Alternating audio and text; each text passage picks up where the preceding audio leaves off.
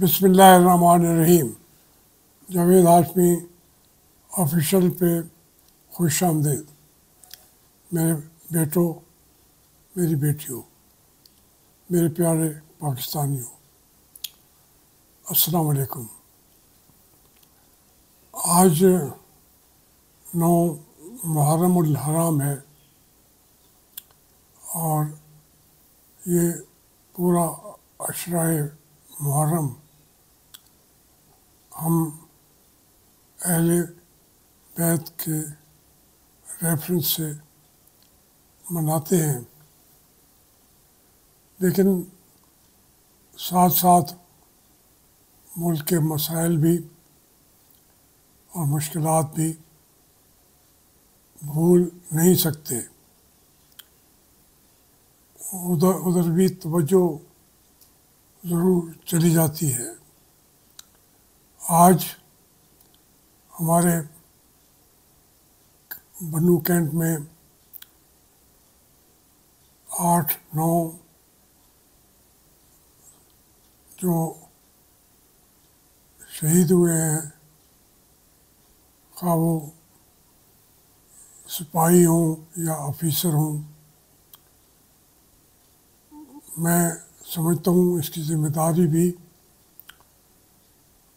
पाकिस्तान की हसाकर के लीडर्स पर है, क्योंकि उन्होंने हमें ऐसी जंग में धकेल दिया है 15, 20, 30, 40 साल से। एक अजाब से छूटते हैं तो दूसरे में हमें वो डाल देते हैं। अब रूरल हेल्थ सेंटर में भी 3-4 और शहीद हो गए हैं। एक खातून भी शहीद हुई है, एक बच्चा भी मारा गया है। तो ये मैं इसको भी शक व शुबा से देखता हूँ, क्योंकि अमेरिका अपने मसाइल को वसाइल न लगाते हुए पाकिस्तान के ज़रिए वो यहाँ पे इन इलाक़ों में डोमिनेंस चाहता है, इन्वॉल्वमेंट अपनी चाहता है। तो वो ये काम फिर हमारी पाक आर्मी से ही लेगा। अब उसके बदले में ये हमारे जो फ़ौजी क़यादत है, ये समझते हैं कि हमें वो फ़ौज के लिए वेपन भी मिल जाएंगे, हमें तनख्वाहों का पैसा भी अमेरिका से मिल जाएगा। डॉलर आते हैं, डॉलर खर्च कहाँ होते हैं ये 20 साल बाद पता चलता है कि दुनिया के फ़लाँ बैंक में फ़लाँ जर्नल के इतने पैसे हैं। अब उससे तो किसी ने पूछना नहीं है। आप कोई बाजवा हो या उस वक्त के ISI के सरबराह थे ज़ियाउल हक साहब के टाइम पे, या हमीद गुल साहब थे, ये सारे के सारे अमेरिका की तरफ से इनको सपोर्ट मिलती रही जब तक ये उनकी जंग लड़ते रहे। तो अब अमेरिका देख रहा है कि इमरान खान के हक़ में वो उनकी कांग्रेस ने इतनी भारी अक्सरियत से करारदाद पेश कर दी, तो जो पेंटागन है वो साथ क्या सरपरस्ती करना चाहता है हमारी अफवाज को। क्वेटा के अंदर उसको एयरबेस चाहिए। अब ये जब उन्होंने देखा है कि सारी कौम एक तरफ खड़ी है, तो उन्होंने कहा कि PTI पे पाबंदी ज़्यादा मुश्किलात पैदा कर देगी। ये तो है उसका बैकग्राउंड। اب ہماری جو یہاں کے لوگ ہیں وہ چاہتے ہیں، یعنی جو بدقسمتی کی بات ہے، جو اس وقت ہماری افواج کے ہاتھوں میں اقتدار کی حکومت اقتدار لے کے اور اپنے مفادات کو بچا کے، نیب سے بچا کے اربوں خربوں یہ بھی ہڑپ کرنا چاہتے ہیں. تو اس لیے وہ کہتے ہیں جی یہ کبھی ہوا نہیں ہے کہ ابھی پابندی لگی نہیں ہے، اور امریکہ جو ہے وہ کہہ رہا ہے کہ یہ ٹھیک نہیں ہے. وہی امریکہ نے اپنی کانگریس کو وہ جواب دہ تو ہونا ہے، وہ جواب دہ ہوگا. اس کی وجہ سے ہمارے جرنیلوں پر تمام ان ملکوں میں پابندی لگنے والی ہے. یہ ریٹائر ہو کے وہاں جا نہیں سکیں گے، ان کے اکاؤنٹ وہاں پہ کھل نہیں سکیں گے. کھلیں گے تو وہ پیسے ہمیں واپس کریں گے. یہ پھنس گئے ہیں ہمارے جرنیل بھی، اور ہمارے جرنیلوں کو تقویت دینے والے اور خود کو سیاستدان کہنے کے باوجود سیاست کی رگوں میں زہر بننے والے ہمارے یہ رہنما، وہ ان کو سمجھ بھی نہیں آ رہی. لیکن میں یہ عرض کرنا چاہتا ہوں کہ اس ساری صورتحالات میں ہماری فوجی قیادت کو سوچنا چاہیے. یہ کہ آپ کہیں گے کہ جی ہم وہاں پہ ججز لگا کے، ریٹائرڈ ججز لگا کے، ان کے ساتھ پلان بنا کے ہم وہاں پہ ڈیفیٹ کریں گے.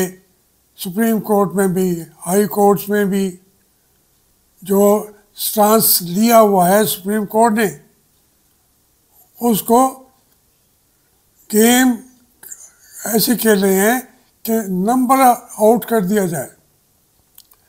بھائی کیسے کریں گے آپ؟ جتنے آپ جج بنا رہے ہیں، پہلے تو کوئی آدمی کو بنے گا نہیں، لیکن آپ کیوں نہیں جانتے کہ سوشل میڈیا زندہ ہے، ہر چیز منظر عام پر آ جاتی ہے، کچھ چھپتا نہیں ہے. تو آپ اتنے بڑے دنیا کے سوشل میڈیا کے مقابلے پہ ہماری فوج جو ہے وہ اتنی سی چیز ہے. فوجی ہوں یا سویلین ہوں، وہ لڑ نہیں سکتے. آپ وہ جنگ لڑ رہے ہیں جو ہارے ہوئے ہیں. یہ وہی ہے کہ دیکھیں کربلا کا واقعہ ہوا ہے، لوگ آج تک کوشش کرتے ہیں یزید کو جسٹیفائی کرنے کی.